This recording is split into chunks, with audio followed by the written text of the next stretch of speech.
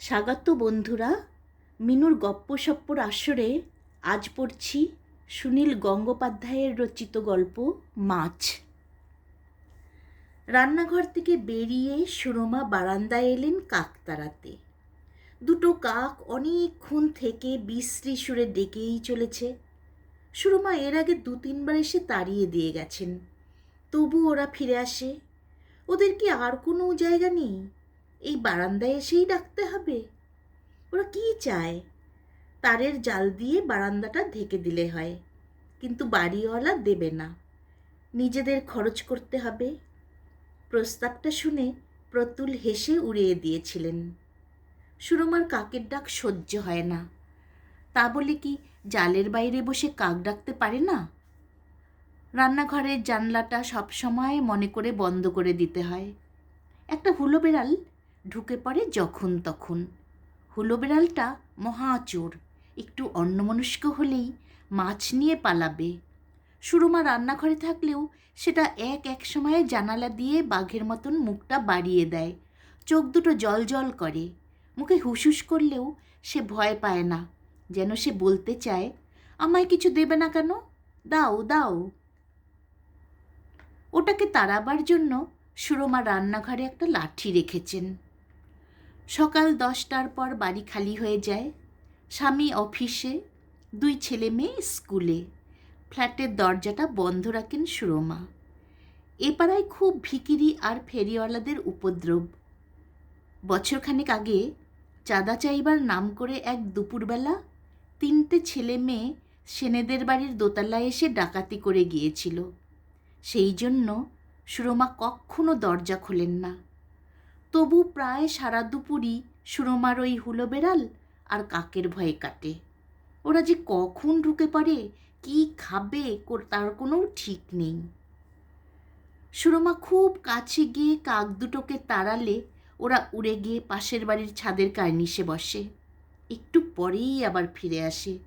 ওরা কি অন্য কোনো বাড়ি চেনে না? শুধু এ বাড়ির জিনিসই চুরি করতে হবে?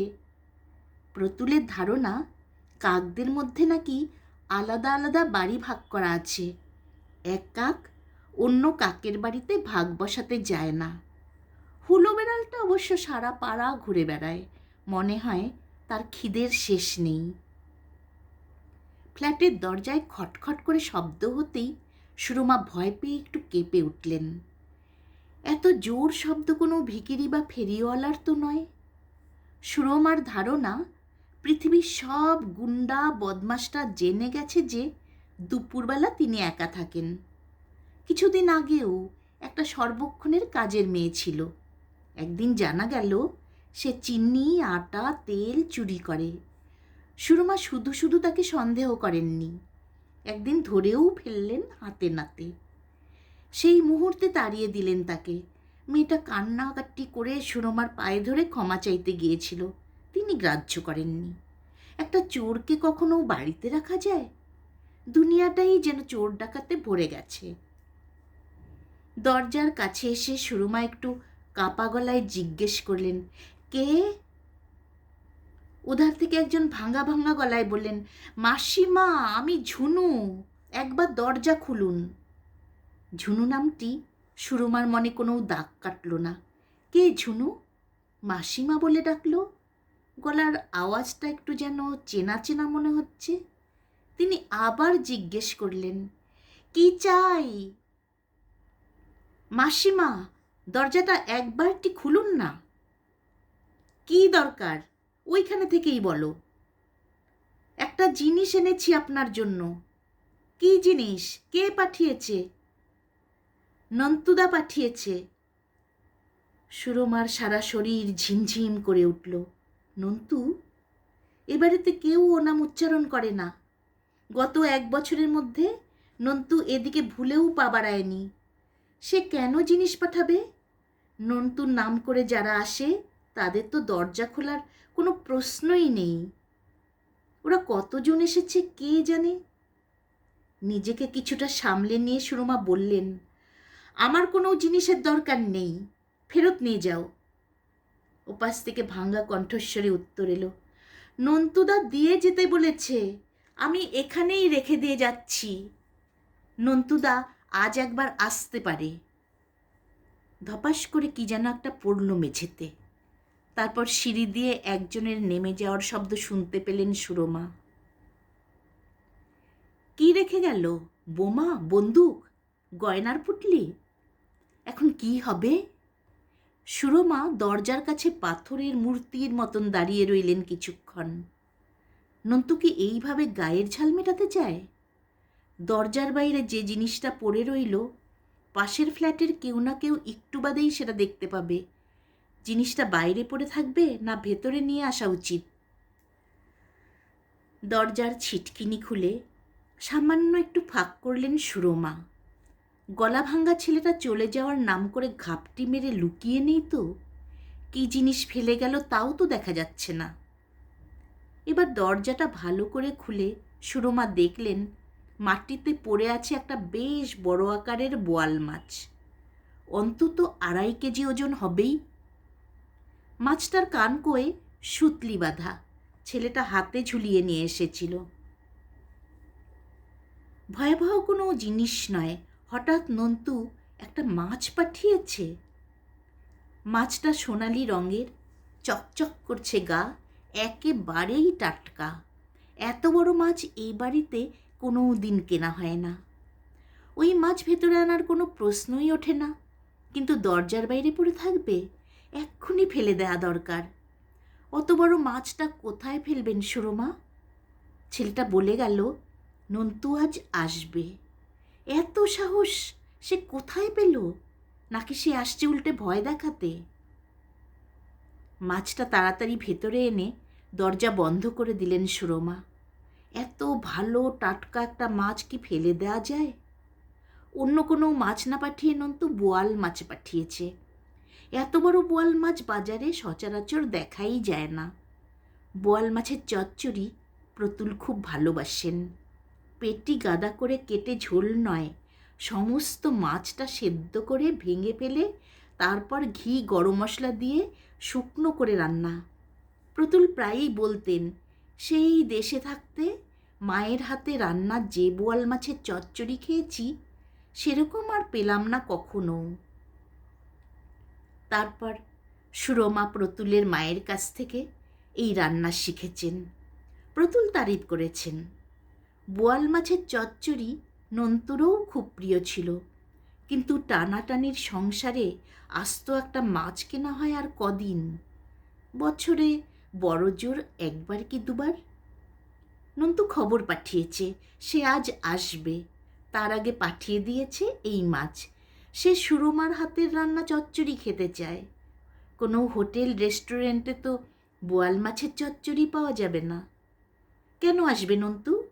এ বাড়িতে ঢোকানো তার নিষেধ। তাকে সে ভুলে গেল? একটা মাছ পাঠালেই তাকে খাতির করতে হবে? সুরমার চোখে জল এসে গেল। বাড়িতে আর একটা লোক নেই যে পরামর্শ চাওয়া যায়। স্বামীকে লুকিয়ে কোনো কিছু করতে ভয় পান সুরমা। কঠোর আদর্শের মানুষ প্রতুল, ন্যায় অন্যায় বোধ অতি প্রবল। এখন বাজে মোটে 11টা। 4টের আগে ছেলেমেয়েরা কেউ স্কুল কলেজ থেকে বাড়ি ফিরবে না। কিন্তু তাহলে দুপুরেই খেতে আসবে, সে সময় প্রতুল বাড়িতে থাকবেন না সে জানে। নিজের মায়ের পেটের ভাই, একদিন তার হাতের রান্না খেতে চেয়েছে, তাও খাওয়াতে পারবেন না সুরমা।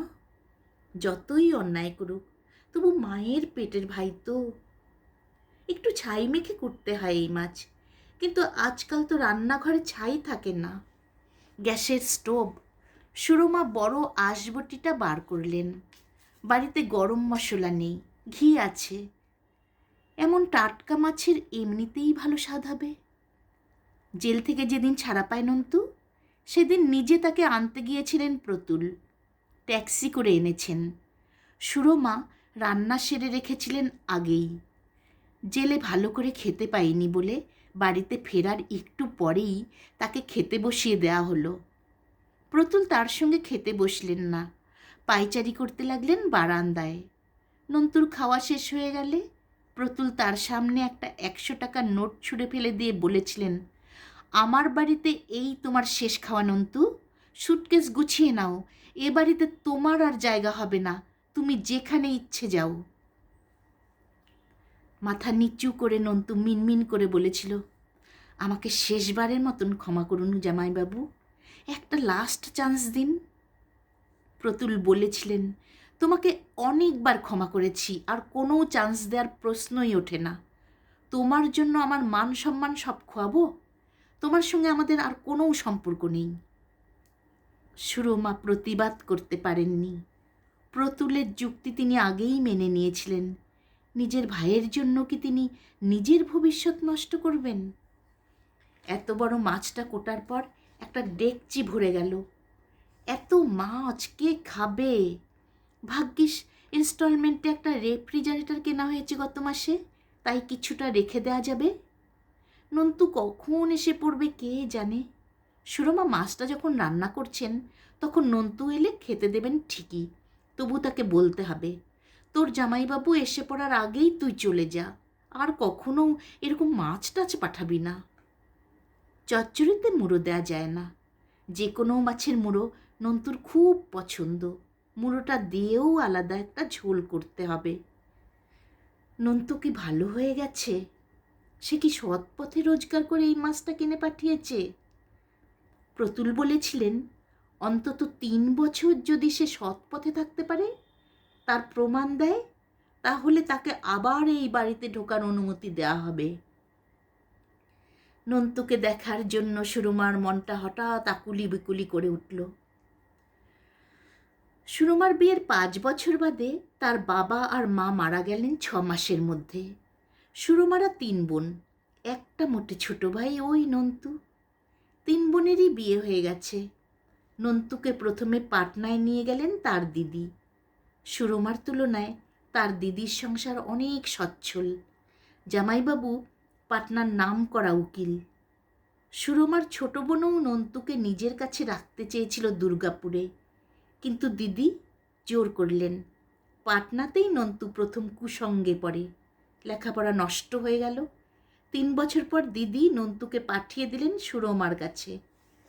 নন্তুর কাণ্ড কারখানায় জামাইবাবু খুব বিরক্ত।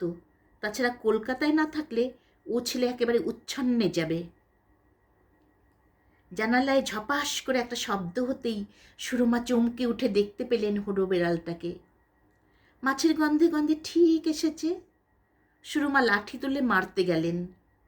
ওর মুখখানা দেখলেই ভয় করে। এক এক সময় মনে হয় গায়ের উপর ঝাঁপিয়ে পড়বে। বেড়ালটাকে তাড়িয়ে জানালাটা বন্ধ করে দিলেন সুরমা। এত মাছ, ওই বিড়ালটা কখন এসে মুখ দিয়ে ফেলবে তার ঠিক নেই। দরজায় কি কোনো শব্দ হলো? নন্তু এসে গেল রান্নাঘর থেকে। বেরিয়ে এসে সুরমা শুনতে পেলেন পাশের ফ্ল্যাটের দরজা বন্ধ হচ্ছে। নন্তুকে এখানকার স্কুলে ক্লাস 10-এ ভর্তি করা হয়েছিল। পরপর 2 বার সে ফেল করল। প্রতুল নিজে তাকে পড়াতে বসিয়েও চড়চাপড় মারলেন কয়েকবার। তারপর একদিন বললেন, ওর পড়াশোনায় মাথা নেই, ওর কোনো দিন পাশ করতে পারবে না। পাটনায় হিন্দি মিডিয়ামে কয়েক বছর পড়িয়ে ওর আরও ক্ষতি করা হয়েছে। পড়াশোনায় সবার মাথা থাকে না। নন্তু অন্য কোনো কাজ শিখতে পারত। প্রতুল বললেন, কিন্তু অন্তত হায়ার সেকেন্ডারি পাশ না করলে আজকাল কোনো লাইনেই যাওয়া যায় না। অফিসে বেয়ারার চাকরিও কেউ দেবে না। কী করে যেন ঠিক খারাপ খারাপ ছেলেদেরই বন্ধু হিসাবে বেছে নিল নন্তু। প্রায়ই তার নামে গুন্ডামি মারামারির অভিযোগ আসে। অনেক চেষ্টা করে তার জন্যে বেহালায় একটা কারখানায় অ্যাপ্রেন্টিসের কাজ জুটিয়ে দিলেন প্রতুল। সেখান থেকেও নন্তু একদিন ফিরে এলো রক্তাক্ত শরীর নিয়ে। একদল শ্রমিক নাকি তাকে সেই কারখানায় ঢুকতে দিতে চায় না। তাদের নিজেদের লোক আছে, তারাই নন্তুকে মেরেছে। তারপর থেকে নন্তু প্রায় ছাড়া গরু হয়ে গিয়েছিল। বাড়িতে খায় আর সারা দিন বাইরে বাইরে কাটায়। চেহারাটাও হয়ে উঠল পাড়ার মাস্তানদের মতন। সুরমার ছেলে সৈকত নন্তুর থেকে 7 বছরের ছোট। সে সেবার স্কুল ফাইনাল দিচ্ছে। শেষ পরীক্ষা দিয়ে ফেরার দিন 2টি অচেনা ছেলে রাস্তায় তাকে ধরে হঠাৎ ঠ্যাঙালো। তারা নাকি বলেছিল, শালা নন্তু তোর মামা হয়, তাকে পেলে গলা কেটে দিতুম। সেই দিনই প্রতুল সুরমাকে বলেছিলেন, তোমার গুণধর ভাইটির জন্য তোমার নিজের ছেলের সর্বনাশ হবে, তাই কি তুমি চাও ও ছেলের সংস্পর্শে থাকলেই তোমার ছেলে মেয়ের ক্ষতি হবে? এরপর কিছুদিন নন্তু চুপচাপ ছিল, কিন্তু অত বড় ছেলে হয়েও সে কোনো রোজগার করে না, দিদির সংসারে বসে বসে খায়, এর গ্লানি সে অনুভব করেছিল ঠিকই। এক রাত্রিরে সে বাড়ি ফিরল না। সারা রাত জেগে কাটিয়েছিলেন সুরমা। একটা বাপ মা মরা ছেলে লেখাপড়া হলো না বলে কি একেবারে নষ্ট হয়ে যাবে? প্রতুল তাকে শাসন করেন ঠিকই, কিন্তু তার খাওয়া পড়ার জন্য কোনো গঞ্জনা দেন না কখনো। লেখাপড়া শেখেনি বলে কোনো ক্রমেই কি সে ভালো পথে কিছু রোজগার করতে পারে না? দুদিন পরে জানা গেল আরও 3টি ছেলের সঙ্গে নন্তু পুলিশের হাতে ধরা পড়েছে। বেলগাছিয়ার রেলের ইয়ার্ডে ওরা চুরি করতে ঢুকেছিল। ওদের মধ্যে একটি ছেলে পেটে গুলি খেয়ে এখন তখন অবস্থা। 1.5 বছরের জেল হয়েছিল নন্তুর। প্রতুল সুরমাকে জিজ্ঞেস করেছিলেন, এর পরেও তুমি তোমার ভাইকে আশ্রয় দিতে চাও? তোমার ছেলে মেয়েরা রাস্তায় বেরোলে অন্যরা আঙ্গুল দেখিয়ে বলবে তোর মামা একটা জেল খাটা চোর। 1:30টার মধ্যে রান্না শেষ করে ফেললেন সুরমা। এখন স্নান করতে গেলে তারই মধ্যে যদি নন্তু এসে পড়ে, দরজা খুলবে কে? স্নানের ঘর থেকে সুরমা শুনতেও পাবেন না। নন্তু দরজা ধাক্কিয়ে ফিরে যাবে। থাক, তিনি বরং বিকেলে স্নান করবেন। 2:30 পৌনে 3টে বেজে গেল, তার মধ্যেও নন্তু এলো না। আর কখন সে আসবে? কাক দুটো অলক্ষণেভাবে ডেকেই চলেছে। এই নিস্তব্ধ দুপুরে শুধু কাকের ডাকের মতন কর্কশ যেন আর কিছু হতে পারে না। সুরমা হুস হুস করতে লাগলেন। কাক দুটো যেন মজা করছে সুরমাকে নিয়ে। একটু উড়ে যায়, আবার ফিরে আসে। আর দেরি করা যায় না, সুরমার খিদে পেয়ে গেছে। এতখানি মাছ রান্না করা কি সোজা কথা? সুরমা খেতে বসে গেলেন 3টের সময়। 2টো ডেকচিতে ভরা মাছ, তবুও সুরমা একটু নিলেন না।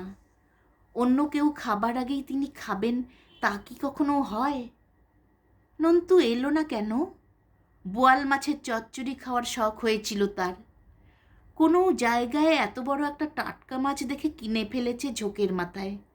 দিদির কাছে পাঠিয়েছে নিশ্চয়ই। সে ভেবেছে সে খেতে চাইলে দিদি তাকে ফেরাবে না। কোথায় থাকে নন্তু কে জানে? 100 টাকা সম্বল করে সে এ বাড়ি ছেড়ে চলে গিয়েছিল।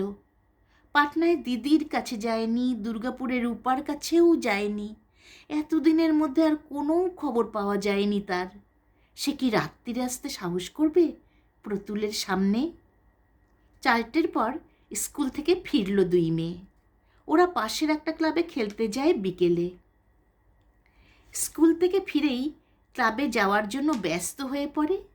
রুটি তরকারি করা আছে ওদের জন্য। এত মাছ একদিনে খেয়ে শেষ করা যাবে না।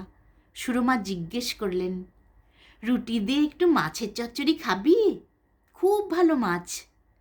2 মেয়েই আঁতকে উঠে প্রায় একসঙ্গে বলল, বিকেলবেলায় মাছ খাবো? তোমার মাথা খারাপ হয়েছে মা? মেয়েরা কেউ মাছ তেমন ভালোবাসে না। ওদের পছন্দ শুধু মাংস। মাংস আর কদিন হয়? মাছ দেখলে ওরা ঠোঁট বেঁকায়। কোনটা কী মাছ তাও জানে না। মাছের বদলে ডিমের ঝোল পেলেও ওরা খুশি। প্রতুল ফিরলেন 7টার সময়। ছেলে তার 2-5 মিনিট আগে। সুরমা ওদের দুজনকে এড়িয়ে এড়িয়ে থাকার চেষ্টা করলেন। তিনি কোনো কথা গোপন রাখতে পারেন না, তার মুখ দেখলেই বোঝা যায়। তিনি ছাদে চলে গেলেন। এই ফ্ল্যাট বাড়ির ছাদটা মস্ত বড়, অনেকখানি ফাঁকা জায়গা। আকাশ আজ মেঘলা, শুক্লপক্ষ বলে চাপা একটা আলো রয়েছে। পাশের নারকোল গাছটায় হাওয়া বইছে ঝিলিমিলি শব্দে। সুরমার মনটা খারাপ হয়ে গেল। শুধু নন্তুর জন্যে নয়, নন্তু চলে যাওয়ার পর মাঝে মাঝেই তার জন্য কেঁদেছেন বটে, কিন্তু এত দিনে সেই শোক খানিকটা ফিকে হয়ে গেছে। নন্তুর জন্য চেষ্টা তো কম করা হয়নি।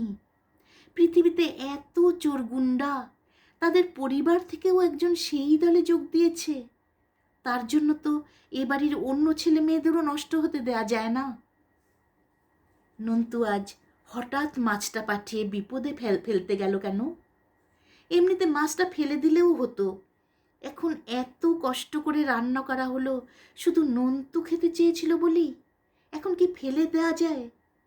প্রতুল ওই মাছ খেতে এত ভালোবাসেন, এখন প্রতুলের কাছে কি মিথ্যে কথা বলবেন তিনি?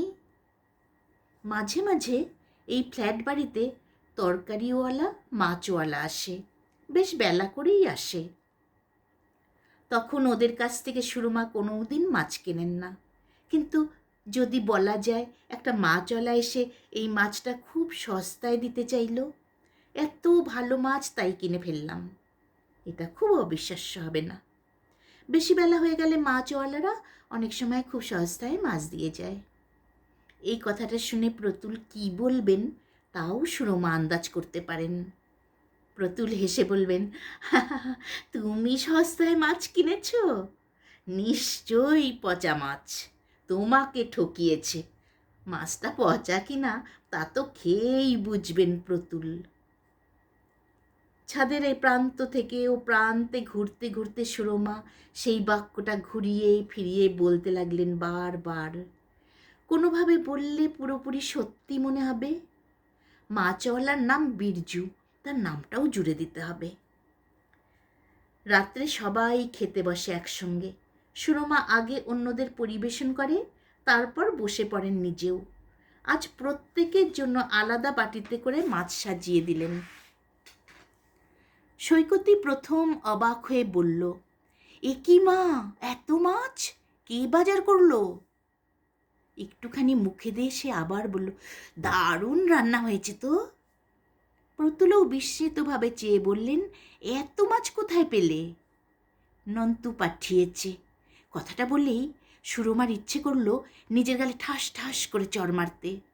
ছাদে গিয়ে এতক্ষণ ধরে রিহার্সাল দিয়েও ঠিক সময়ে কথাটা মনে এলো না। নিজের বোকামিতে নিজের উপরই প্রচণ্ড রাগ হয়। প্রতুল বাটির দিকে হাত বাড়াতে গিয়েও হাত গুটিয়ে নিয়ে বললেন, নন্তু পাঠিয়েছে মানে? সে হঠাৎ মাছ পাঠালো কেন? নিজে এসেছিল? আর মিথ্যে কথা বলার উপায় নেই সুরমার। রক্ত শূন্য মুখে বললেন, একটা ছেলে এসে ওর নাম করে দিয়ে গেল, তুমি অমনি নিয়ে নিলে? দরজার সামনে ফেলে রেখে গেল যে। দিদিকে সে চুরির টাকায় মাছ ঘুষ দিতে চেয়েছে। তুমি এই মাছ খেতে চাও তো যত ইচ্ছে খাও। আমি... মাছের বাটিটা এত জোরে ঠেলে দিলেন প্রতুল যে আর একটু হলেই পড়ে যাচ্ছিল টেবিল থেকে।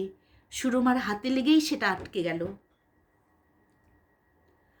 প্রতুল ছেলে মেয়েদের দিকে কড়া চোখে তাকালেন, তারপর আপন মনে বললেন, যার খুশি সে ওই চুরির টাকায় মাছ খেতে পারে, আমি বরং সারা জীবন নিরামিষ খেয়ে থাকবো তবু। সুরমা চোখের জল ফেলতে চলে গেলেন রান্নাঘরে। এই চোখের জল শুধু নিজের উপর রাগে। একটা মিথ্যে কথা বলতে পারলেই যদি স্বামী ও সন্তানদের একদিন ভালো করে খাওয়ানো যেত, সেটুকু যোগ্যতাও তার নেই। এক সময় ছোট মেয়ে এসে পিঠে হাত দিয়ে বলল, মা খেতে যাবে না? এসো খেয়ে নাও। খাওয়ার টেবিল থেকে সবাই উঠে গেছে। প্রতুলের ওরকম কথার পর কেউ আর মাছের বাটি ছোঁয়নি। সবকটা বাটির মাছ তিনি আবার ডেকচিতে ঢাললেন। ফেললে তো একসঙ্গেই ফেলতে হবে। নিজের হাতে যত্ন করে রান্না জিনিস ফেলে দেওয়া যে কত শক্ত তা অন্যরা কি করে বুঝবে? নন্তু আসবে বলেও এলো না কেন? সে তো এমনি এমনি এমন মাছ পাঠায়নি। নিজে এসে সেই মাছ খাবে সে কথাও বলে পাঠিয়েছিল। তাহলে সে মত বদলালো কেন? কেন যেন সুরমার ধারণা হচ্ছে এই মাছ কেনার টাকা কোনো ভালোভাবেই রোজগার করেছে নন্তু। জামাইবাবুকে সে চেনে, না হলে কি সে পাঠাতে সাহস পেত? নিজে এসে সে কথা বলতে পারল না। আর একটা চিন্তা চাপল সুরমার মাথায়, আজ নন্তুর কোনো বিপদ হয়নি তো? পুলিশের হাতে ধরা পড়ল আবার? ওদের দুদলের মধ্যে মারামারিও তো যখন তখন হয়, দু একজন মরে যায়। দিদিকে দিয়ে রান্না করিয়েও খেতে এলো না সে। খুটখাট করে কাজ সারতে অনেকক্ষণ সময় কাটিয়ে দিলেন সুরমা। প্রতুল ঘুমিয়ে পড়েছেন। বিছানায় শুয়েও ঘুম এলো না সুরমার। ছটফট করতে লাগলেন। তার এখনও মনে হচ্ছে নন্তু ঠিক আসবে। হঠাৎ কিসের শব্দ হলো না? দরজায় কেউ ধাক্কা দিলে? এত রাত্রে বেল না বাজিয়ে ঠুকঠুক করছে দরজায়। সুরমা হুড়মুড় করে উঠে বসলেন। হ্যাঁ, একটা শব্দ হচ্ছে ঠিকই। সুরমা প্রায় ছুটে চলেই এলেন বাইরে। প্রতুল যাই বলুন না কেন, নন্তুকে তিনি ফেরাতে পারবেন না আজ। না, বাইরের দরজায় কোনো শব্দ নেই। শব্দটা হচ্ছে রান্নাঘরে। জানালাটা ভেজানো ছিল, সেটা ঠেলে ঠেলে খুলেছে হুলো বিড়ালটা। আকাশে এখনও কিছু জ্যোৎস্না ফুটেছে, তাতে পরিষ্কার দেখা যাচ্ছে। সুরমাকে দেখেও বিড়ালটা জানালার শিখে মুখ গলিয়ে দাঁড়িয়ে রইল। একটা দীর্ঘশ্বাস ফেললেন সুরমা। হুলোটাকে দেখে ভয় পেলেন না, তাড়ালেন না। তিনি বললেন, আয়, খাবি আয়। মাছের ডেকচিটা নিয়ে এসে মাটিতে অনেকটা মাছ ঢেলে দিলেন তিনি। হুলোটা নির্ভয়ে এসে তাতে মুখ দিল, যেন এটা তার দাবিই ছিল। খাক, তৃপ্তি করে খাক। সুরমা ভাবলেন, খানিকটা রেখে দেবেন কাল সকালের জন্য। কাক দুটোকে দিতে হবে। ওদের দেখলেই লোকে তাড়ায়। ওদেরও প্রত্যেক দিনই খেতে হয় চুরি চামারি করে। যত্ন করে ডেকে তো কেউ কখনো খাওয়ায় না।